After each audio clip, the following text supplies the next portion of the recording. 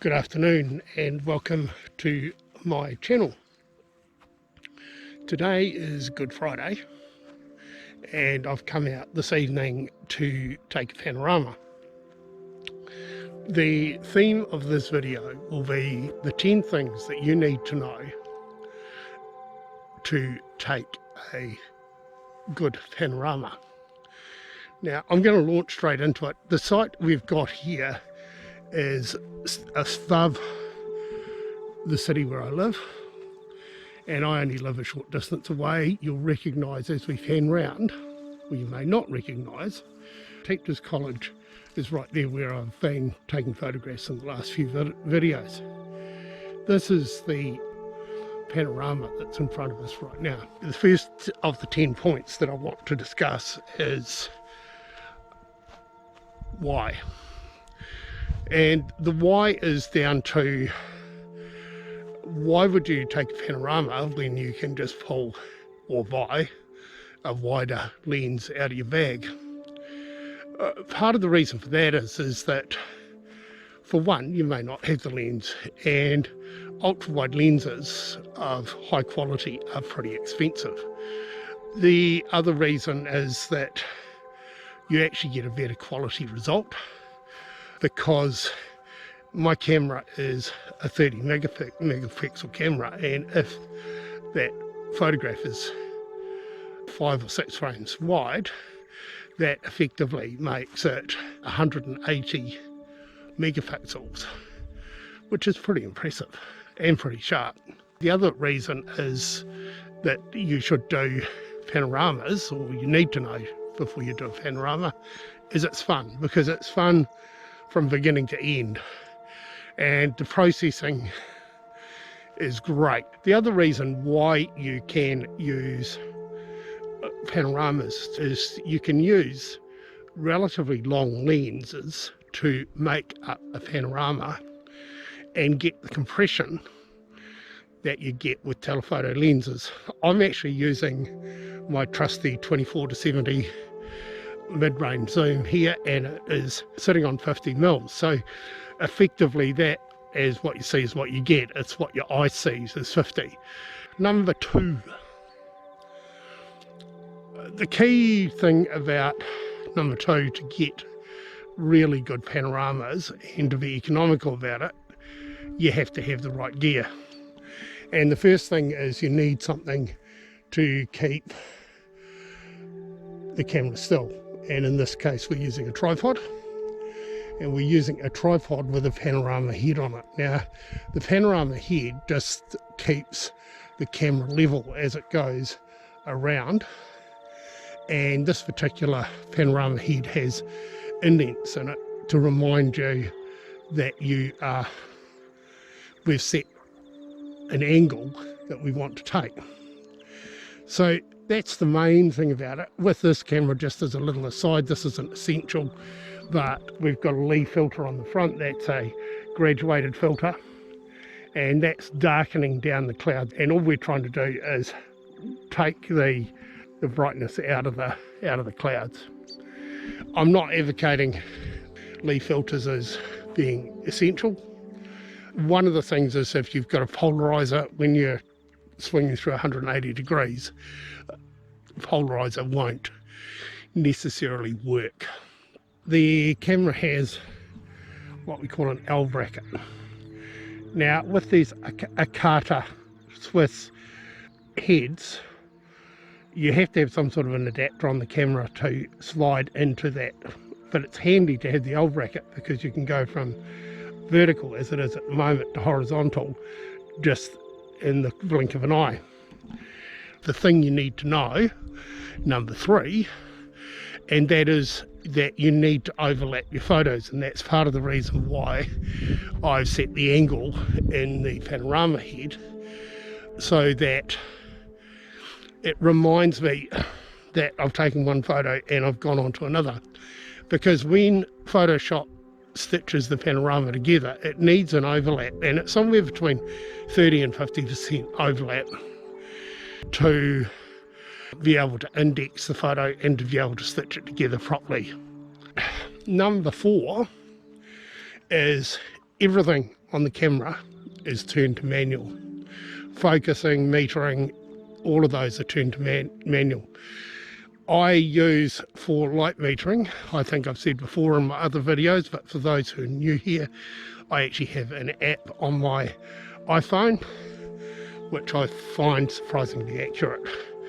But I also take note of what the camera says, because most people don't realise that even when you turn your camera onto manual, there's still a light meter reading the plus or minus button in the bottom. Tip number 5.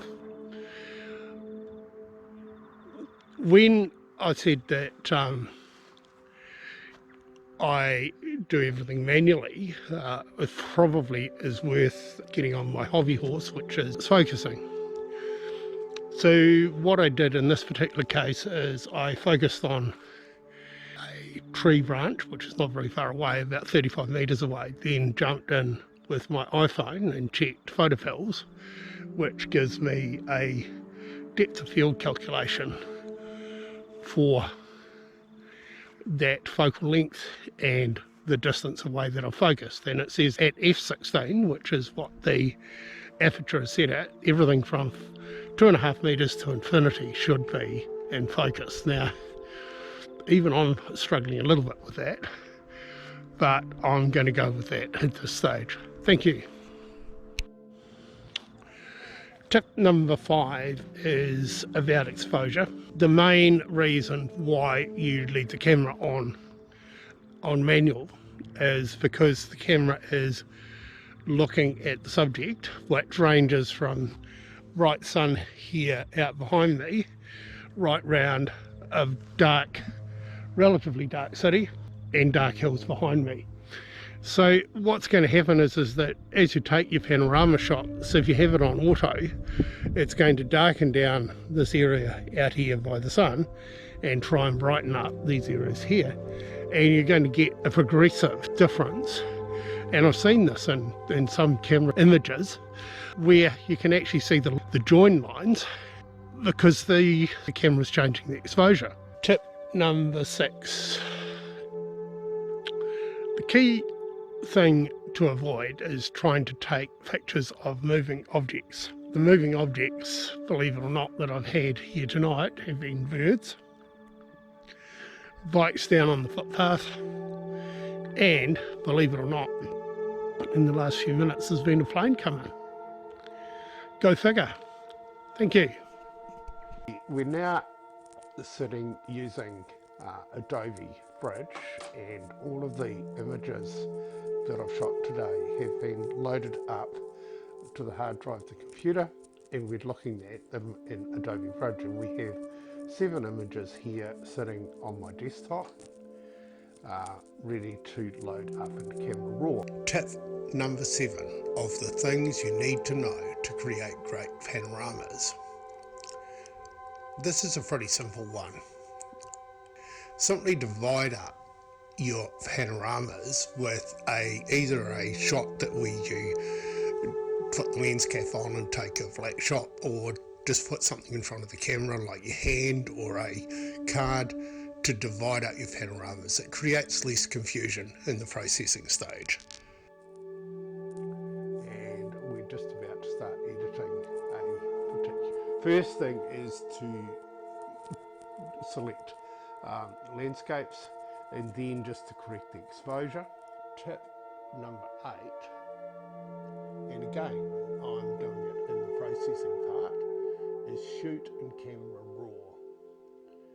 If you use a raw file, a Camera Raw file, to take into Photoshop, Lightroom, whatever you use, Camera Raw, you get a far better process result if you shoot in RAW. Yes, the files are bigger, yes, they can be a little bit clumsy to handle in some computers, but you have something that you can work with and you end up with a better result. And just check what the 2 presets are there, which are generally just a bit more contrast.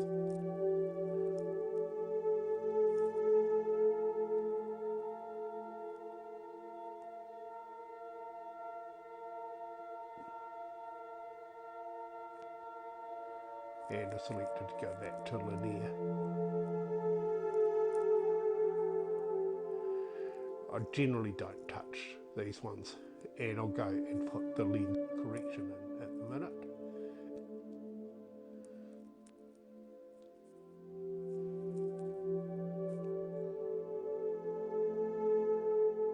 And switch that to auto. Okay, the next step is to just check that there's no dust spots in the sky.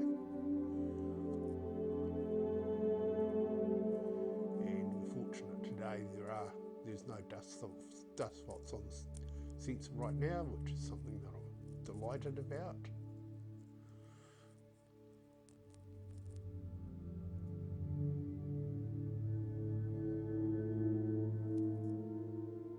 Set it back to just to have a look at the lower sky, that bright area. The key thing with dust spots in a panorama, if you've got a dust spot on your first image, or any image, it'll be on all of the others. And so it's best to take it out at this stage, or otherwise it will be a real pain taking it out of the pano in the DNG file. I'm just checking, and probably in half a sec I will put a graduated filter on this image, because there's quite a difference between the sky brightness and the foreground interest, even though the foreground's quite easy to see. And this is what I like about Camera Raw, as compared to Lightroom, you've got a lot wider range and movement control to play with. I'm just pushing the highlights out just to get rid of the clipping on the right hand side of the histogram. It makes a huge difference to a photograph if you can get the clipping out of it, and then you're effectively getting as much detail as possible throughout the image. It creates a far more pleasing result for the viewer. The ninth thing you need to know to shoot better panoramas is you need to synchronize your images from beginning to end so that they have the same treatment across all of the images.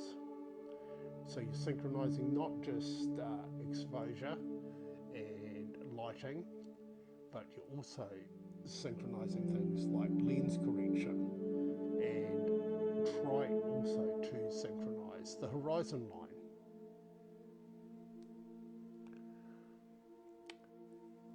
And I'm just going to check that my horizon line is level. Now I'll do it here, which will sort it out for this front, and it will synchronize to the others, but I'll revisit it again in the final image.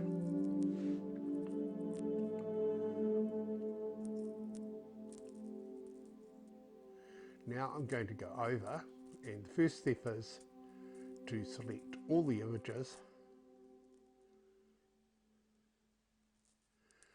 and then merge them to synchronize the settings. And to do that, I check all of the settings and press OK, and that will, you'll see all of the processing that I've done in the first image in a row goes right through to all the others, and they look a lot more uniform now.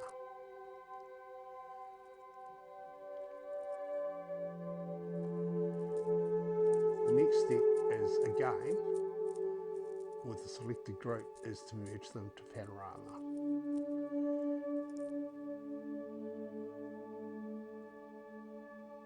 And so the computer is processing this and will create a preview in a short time, relatively short time, of the merged image.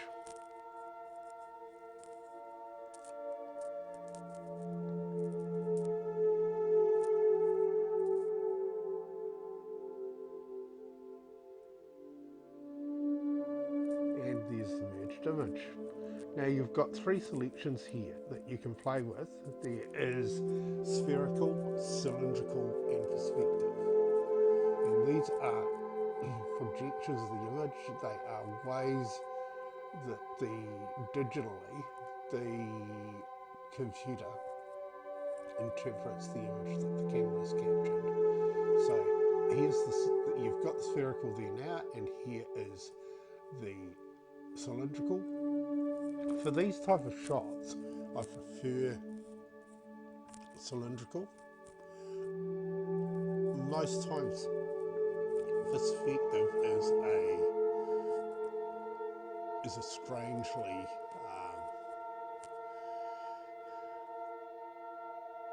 a distorted type of picture.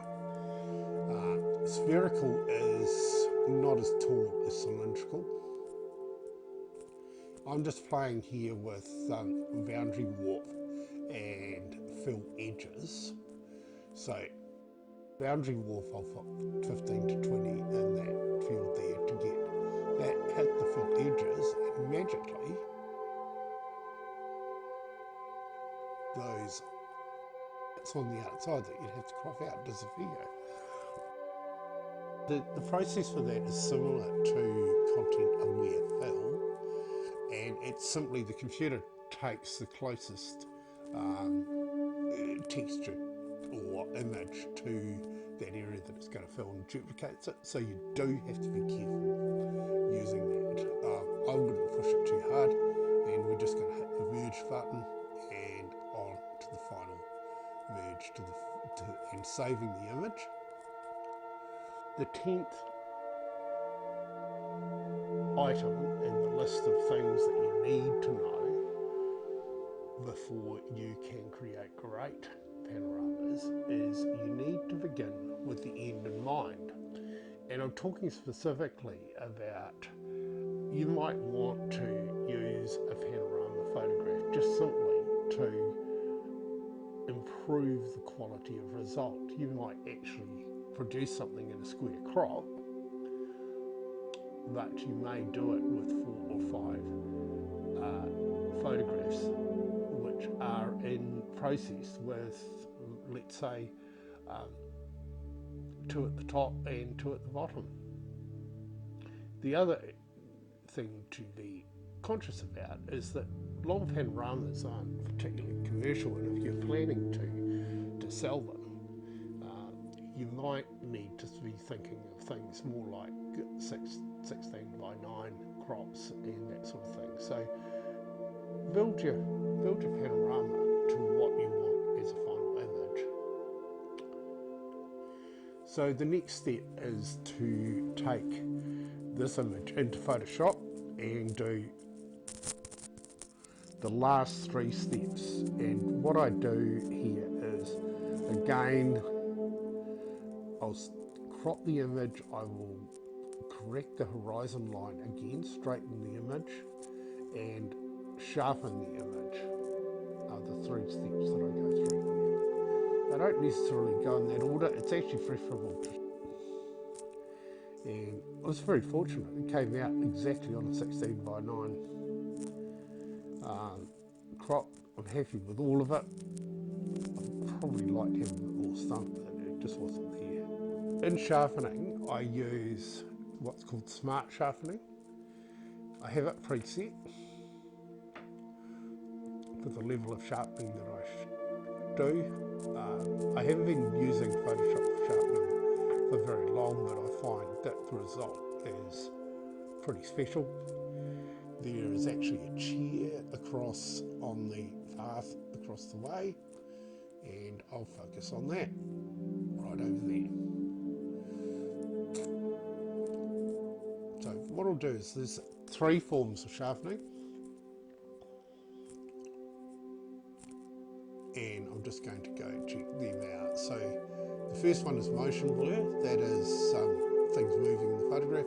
Lens blur, and Gaussian or whatever. I don't know what that is, to be honest.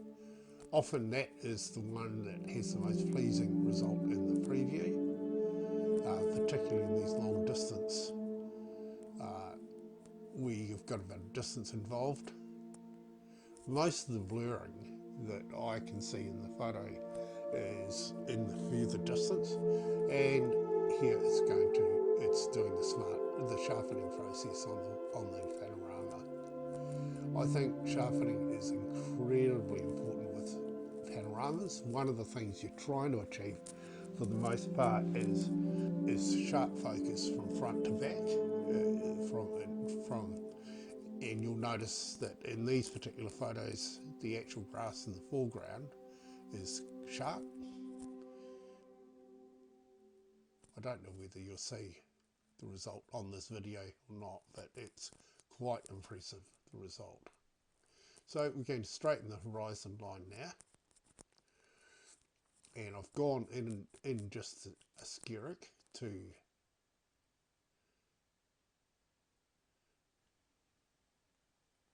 drawing a line across the flat of the horizon line,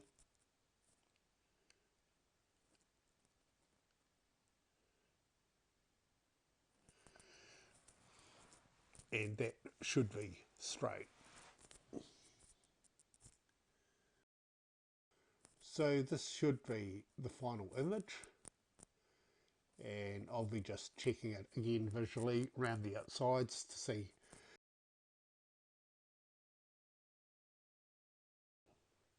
Thank you for watching this video. It's been a bit longer than my usual ones. Probably it's an indication of where I'm headed in terms of being able to share workflow with you. Please remember to like the video, subscribe to the channel if you're not already subscribed. Please also share the video with your friends and comment in the space below. I appreciate the comments and read them all. Thank you. Thank you for watching.